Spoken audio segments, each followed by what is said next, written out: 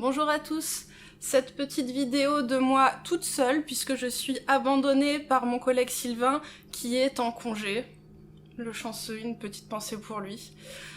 Donc je prends les rênes de cette vidéo On a aimé aux couleurs d'Halloween pour vous présenter justement une BD un peu horrifique qu'on a reçue dernièrement.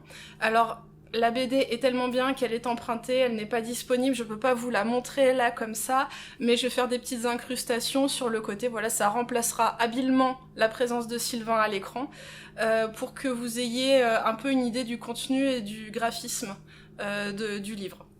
Donc, je veux vous présenter aujourd'hui Spa, de Erik Svetov, qui est un dessinateur et scénariste suédois. C'est son 4e livre, je crois, mais c'est le tout premier qui est paru en France, et donc adapté en français, aux éditions L'Employé du Mois. Alors, Spa, on va commencer d'entrée de jeu dans un univers un peu déliquescent, que l'on ne comprend pas très bien, et les protagonistes principaux n'ont pas l'air non plus de trop comprendre ce qu'ils font là. Bon, c'est un couple, ils sont apparemment chez eux, mais personne n'en a l'air très sûr. Ça tombe un peu en miettes de partout chez eux et dans leur quartier. Il y a un peu des cadavres aux quatre coins des pièces et des espaces. Et bon, bah c'est pas top, et du coup ils se disent bon pour essayer d'oublier nos problèmes, d'oublier tout ça, pourquoi est-ce qu'on se prendrait pas un petit week-end en amoureux? Bonne idée, on a envie de dire.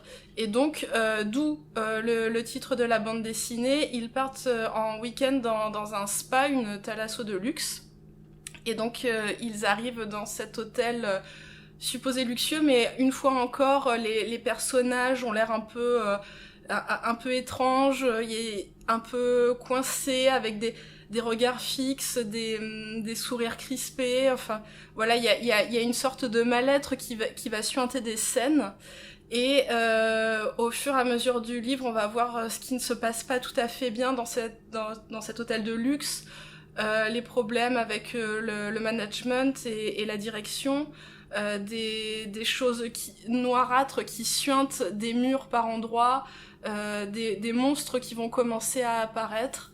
Bon voilà, je vais pas trop vous détailler ce qui se passe, mais sachez en tout cas qu'il y a toujours ce côté malsain qui va se dégager avec... bon, je vous mets quelques incrustations du coup de côté. J'aime par exemple particulièrement comment Erik Svetov dessine les cochons monstrueux. Je trouve ça assez formidable, ces personnages. Il y a aussi un exceptionnel duo de réparateurs qui vont donc essayer de venir réparer ce problème de coulées noirâtres qui suintent, et en fait ils vont plutôt aggraver le problème que le réparer. Mais donc ce duo avec sa bouille très pouponne et leur sourire et regard fixe halluciné m'ont beaucoup fait rire. Et voilà, on va retrouver beaucoup de personnages, des employés qui sont dans une espèce de week-end de team building, et enfin voilà, on sent que derrière le plaisir d'un récit fantastique et horrifique, il y a une critique du management, une critique aussi de l'apparat du luxe et des très riches. Une petite question qu'on pourrait se poser à la lecture du livre, c'est oui, mais en fait c'est tellement cryptique qu'on comprend pas trop où il veut en venir, on suit pas tout le scénario, on comprend pas toute l'histoire, mais en fait pour moi c'est pas tellement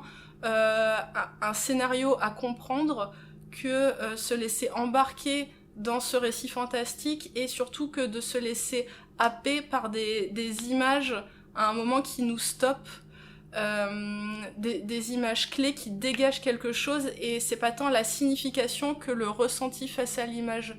Et en ça m'a fait penser à pas mal de références différentes. L'an dernier, je vous avais parlé de Junji Ito, ce mangaka d'horreur que j'adore.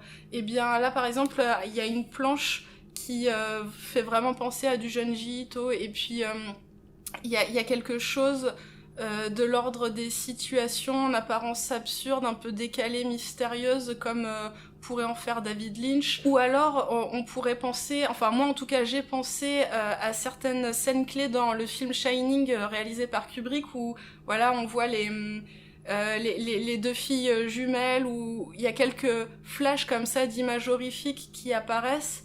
Pour moi, il y avait quelque chose de cet ordre-là, et d'autant plus que dans Shining, il y a les couloirs de l'hôtel, et là c'est pareil, on se retrouve embrigadés, enfermés à tourner en rond dans les couloirs du spa, et des choses comme ça un peu choquantes et monstrueuses apparaissent. Si vous avez envie de vous faire une lecture un peu monstrueuse halloweenesque pour les moments à venir, réservez Spa de Eric Svetoff à découvrir. Et puis pour une petite bande son pendant cette lecture, vous n'avez qu'à emprunter notre superbe compile 3 CD Halloween Nuggets Monsters 60s à gogo, donc de la musique rockabilly horrifique avec des trailers de films et puis des morceaux de groupe.